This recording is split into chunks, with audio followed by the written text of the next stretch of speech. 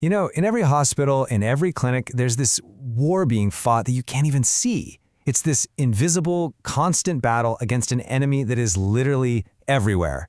So today, we're going to go behind the front lines and really understand the strategy that keeps all of us safe.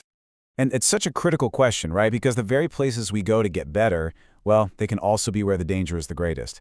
So what is this invisible shield that's supposed to protect us? Well, it really all comes down to a set of rules that have to be followed rigorously. It's a whole system designed to outsmart and defeat these microscopic threats. All right, let's dive in. Okay, so before you can stop an infection, you got to understand its playbook, right? You need to know how it moves from point A to point B, because if we can map out that path, well, that's how we can break it. So pretty much every infection follows this simple three-link chain. First, it starts with a reservoir. That's a person or a place where the infectious agent hangs out and gets released. Then it needs a way to travel, a mode of transmission. And finally, it has to get to a susceptible host. Now here's the key. You only have to break one of those links, and the whole thing stops, dead in its tracks. So how do these things travel? Well, think of it like four main highways for pathogens. You've got contact, that's the big one, both direct and indirect. Then there's inoculation, from things like insect bites. Then inhalation of airborne droplets. And finally, the fecal-oral route, which is usually through contaminated food or water.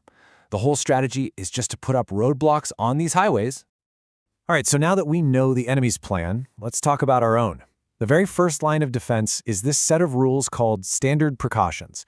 And you can really think of this as the foundational strategy, the rule book for everyone on the front lines. And just look at the emphasis here. It's for all healthcare workers, at all times, with all patients. See, this isn't some guideline for specific situations. It is a universal rule. The core idea is simple. You have to assume that a source of infection could be anywhere at any time. Now, of all the ways infections can spread in a hospital, this is number one. And it's not what you might think. It's not complex equipment. It's not the air. It's the hands of the very people who are there to help. And that one single fact, man, it shapes almost everything about infection control. And because hands are the main way these things get around, there is one number that is just drilled into every single healthcare professional. It's a number that represents the absolute most critical moments for breaking that chain of infection. And that number is 5. So, here they are, the 5 non-negotiable moments for hand hygiene. It really is a complete cycle of protection.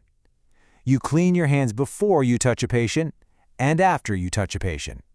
You clean them before doing any kind of aseptic or sterile task, and after any risk of exposure to body fluids. And finally, you clean them after just touching the patient's surroundings. It creates this complete 360-degree shield.